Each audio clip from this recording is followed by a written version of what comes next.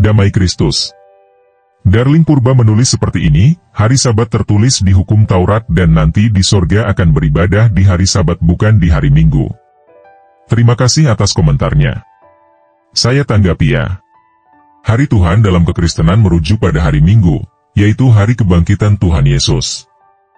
Hari Tuhan diperingati oleh umat Katolik sebagai peringatan mingguan akan kebangkitan Tuhan Yesus, yang mana dikatakan dalam Injil bahwa ia disaksikan hidup dari antara orang mati pada hari pertama minggu tersebut.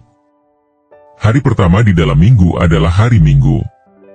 Jadi hari Minggu adalah hari Tuhan karena adalah hari kebangkitan Tuhan Yesus mengalahkan maut.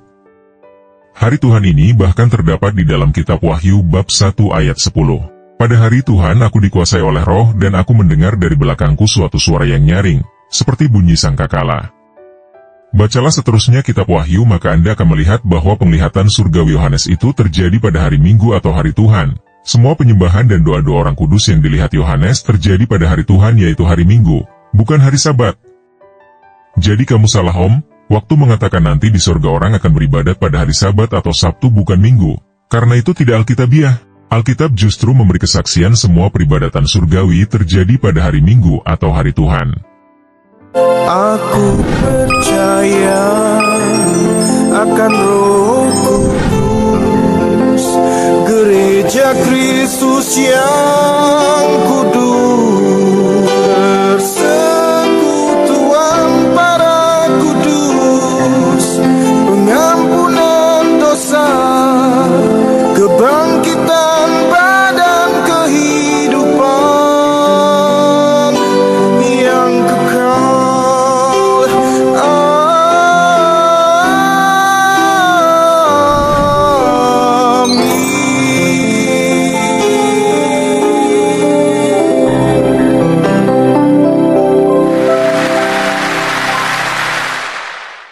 Salve.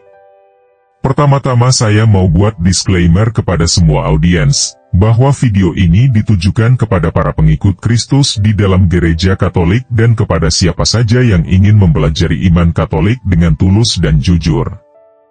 Tujuannya adalah katekese untuk memperkuat iman kepada Yesus Kristus dan memberikan tambahan pengetahuan tentang ajaran Kristiani di dalam gereja yang satu, kudus, Katolik, dan Apostolik, yang bersumber pada 3 pilar kebenaran yaitu Alkitab, tradisi suci gereja, dan magisterium gereja. Selain itu, video ini bersifat apologetik. Artinya, konten video ini berisi argumentasi-argumentasi yang mempertanggungjawabkan kebenaran ajaran iman Katolik. Jika Anda bukan beragama Katolik, saya tidak menyarankan Anda untuk lanjut menonton karena ajaran iman yang dijelaskan mungkin berbeda dan tidak sesuai dengan ajaran iman di dalam agama Anda. Namun jika Anda tetap ingin lanjut menonton, itu adalah hak Anda masing-masing sebagai pribadi yang memiliki kehendak bebas dan saya tidak bisa melarangnya. Jika Anda tidak setuju dengan ajaran iman Katolik yang dijelaskan di dalam video ini, tidak apa-apa. Toh, ini bukan ajaran agama Anda. Sekarang mari kita simak videonya. Begini, tertulis di mana pula bahwa nanti di sorga akan beribadah di hari Sabat bukan di hari Minggu? Baik saya gaspol ya. Beberapa organisasi keagamaan seperti Advent hari ke-7, Baptis hari ke-7, dan beberapa lainnya menyatakan bahwa umat Kristiani tidak boleh beribadah pada hari Minggu tetapi pada hari Sabtu, hari Sabat Yahudi. Mereka menyatakan bahwa pada suatu waktu setelah zaman para rasul yaitu oleh Kaisar Konstantin, gereja mengubah hari peribadatan dari hari Sabtu menjadi hari Minggu. Begini. Adalah suatu kesalahpahaman jika mengatakan bahwa Kaisar Konstantin yang mengubah hari ibadah umat Kristen dari hari Sabat ke hari Minggu. Ini adalah klaim yang bukan hanya sesat, tetapi juga tidak berdasar dan tidak alkitabiah. Mengapa? Karena sejak dari abad pertama, seperti yang diceritakan di dalam Alkitab, para rasul berkumpul untuk beribadah dan memecahkan roti atau merayakan Ekaristi pada hari pertama minggu yaitu pada hari Minggu. Lihat Kisah Para Rasul 2, ayat 42, Kisah Para Rasul 20, ayat 7, 1 Korintus 10, ayat 16, 1 Korintus 11, ayat 23, 1 Korintus 16, ayat 2, Kolose 2, ayat 16-17, dan Wahyu 1, ayat 10. Jelas bukan? Ayat-ayat kitab suci justru menunjukkan bahwa, bahkan pada masa perjanjian baru, hari Sabat tidak lagi mengikat dan umat Kristen harus beribadah pada hari Tuhan atau minggu yaitu hari pertama dalam seminggu, sebagai gantinya. Selain itu, oleh karena sumber kebenaran iman Gereja Katolik bukan hanya berdasarkan pada Alkitab, tetapi juga pada tradisi suci dan magisterium gereja, para bapak gereja membandingkan pemeliharaan hari Sabat dengan pemeliharaan ritual sunat, dan dari situ mereka menunjukkan bahwa jika para rasul menghapuskan sunat, di dalam Galatia 5, ayat 1-6, maka pemeliharaan hari Sabat juga harus dihapuskan. Pertanyaannya, apakah tindakan ini melanggar ketetapan Tuhan? Sama sekali tidak. Mengapa demikian? Karena ingatlah bahwa Tuhan Yesus pernah berkata bahwa anak manusia adalah Tuhan atas hari Sabat. Lihat Injil Matius 12, ayat 8, Markus 2, ayat 28 dan Lukas 6, ayat 5. Nah, Yesus yang adalah Tuhan atas hari Sabat itu telah memberikan kuasa dan otoritasnya kepada para rasul untuk mengikat dan melepas.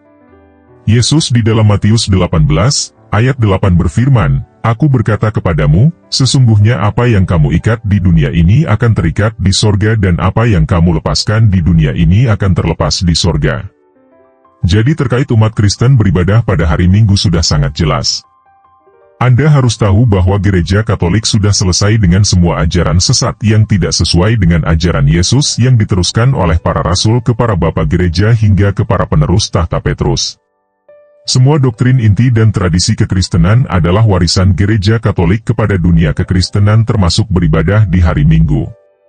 Kami tidak peduli dan tidak mau mendengar semua ajaran sesat di luar ajaran Katolik karena semua ajaran sesat itu sudah ditolak dan ditentang di dalam konsili-konsili gereja.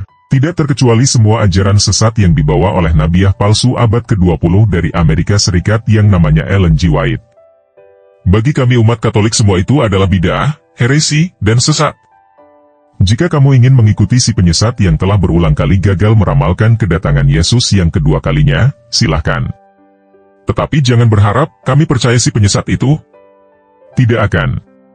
Karena kami sangat paham ajaran Alkitab, tradisi suci yang diajarkan dan diteruskan para rasul, serta kuasa mengajar gereja atau magisterium gereja. Ingatlah 2 Tesalonika 2, ayat 15, sebab itu, berdirilah teguh dan berpeganglah pada ajaran-ajaran yang kamu terima dari kami, baik secara lisan, maupun secara tertulis. Dan juga ingatlah bahwa gereja dari Allah yang hidup, tiang penopang dan dasar kebenaran, 1 Timotius 3, ayat 15. Bukan Ellen G. White. Para bapak gereja mengajarkan bahwa hari Minggu adalah hari Tuhan. Berikut ini adalah kutipan ajaran para bapak gereja tentang hari Minggu sebagai hari Tuhan. Saya hanya mengambil yang abad 1 dan 2 saja supaya terlihat tradisi ini jauh lebih tua daripada Kaisar Konstantin. 1. Santo Barnabas, tahun 61 Masehi.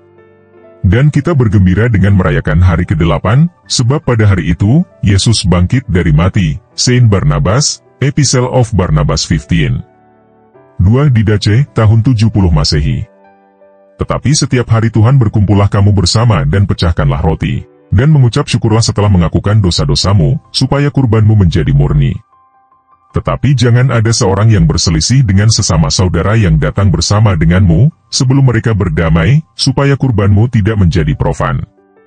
3 Santo Barnabas, tahun 74 Masehi. Kami merayakan hari pertama yaitu Minggu dengan sukacita, yaitu hari di mana Yesus bangkit dari kematian.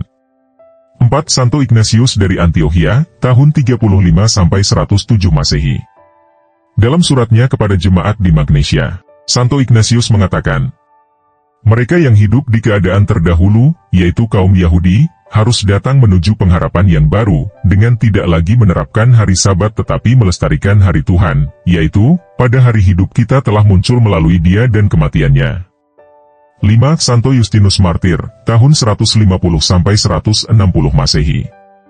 Dan pada hari yang disebut Minggu, semua yang hidup di kota maupun di desa berkumpul bersama di satu tempat, dan ajaran-ajaran para rasul atau tulisan-tulisan dari para nabi dibacakan, sepanjang waktu mengizinkan. Hari Minggu adalah hari di mana kami mengadakan ibadah bersama, sebab hari itu adalah hari yang pertama, yaitu pada saat Tuhan telah menciptakan dunia, dan Yesus Kristus penyelamat kita pada hari yang sama telah bangkit dari mati.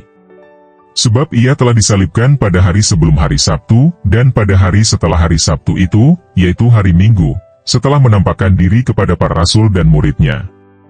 6. Santo Clemens dari Alexandria, tahun 153-217 Masehi. Beliau menentang paham Gnostisisme dan menyamakan hari Tuhan dengan hari kebangkitan Kristus, dengan mengatakan, ia, yang demi menggenapi ketentuan, menurut Injil, memelihara hari Tuhan memuliakan kebangkitan Tuhan. 7. Tertullianus, tahun 203 Masehi. Sebab jika sunat memurnikan seseorang, karena Tuhan menciptakan Adam tak disunat, mengapa ia tidak menyunatkan Adam setelah ia berdosa, jika sunat memurnikan? Maka karena Tuhan menciptakan Adam tak disunat dan tak menerapkan sabat, demikian juga Habel, yang mempersembahkan kurban, juga tak disunat dan tak menerapkan sabat, namun dipuji oleh Tuhan. Lihat Kejadian 4, ayat 1-7, Ibrani 11, ayat 4. Juga Nuh, tak disunat, dan tak menerapkan sabat, Tuhan membebaskannya dari air bah. Sebab Hanok pun, orang yang paling benar, tidak disunat dan tak menerapkan sabat, diangkat dari dunia, yang tidak mengalami kematian, menjadi kandidat bagi kehidupan kekal. Ia menunjukkan kepada kita bahwa kita juga dapat, tanpa beban hukum Musa, berkenan kepada Tuhan. Jadi meskipun Kaisar Konstantin memberi mandat untuk meliburkan hari Minggu sebagai hari libur sipil, mengacu kepada Edict of Laodicea tahun 321 Masehi, namun itu tidak menjadi bukti bahwa baru pada abad keempat itu gereja merayakan hari Tuhan pada hari Minggu. Keputusan itu memang telah menjadikan Minggu sebagai hari libur secara sekular, tetapi tidak mengubah kenyataan bahwa sudah lama sebelumnya gereja telah merayakan hari Tuhan pada hari Minggu, berdasarkan Alkitab dan catatan para bapa gereja sejak abad pertama, seperti telah dipaparkan di atas. Jika Anda ingin meneruskan ajaran si penyesat Ellen G. White, silahkan Anda lanjutkan. Setiap orang punya kehendak bebas untuk menentukan. Tetapi saya sudah menjelaskan kebenaran ajaran gereja universal mengapa kekristenan beribadah pada hari Minggu. Keputusan di tangan Anda, mau ikut yang benar atau mau ikut nabiah palsu si Ellen G. White. Semoga mencerahkan. Tuhan Yesus memberkati. Aku percaya akan Roh Kudus, gereja Kristus yang kudus.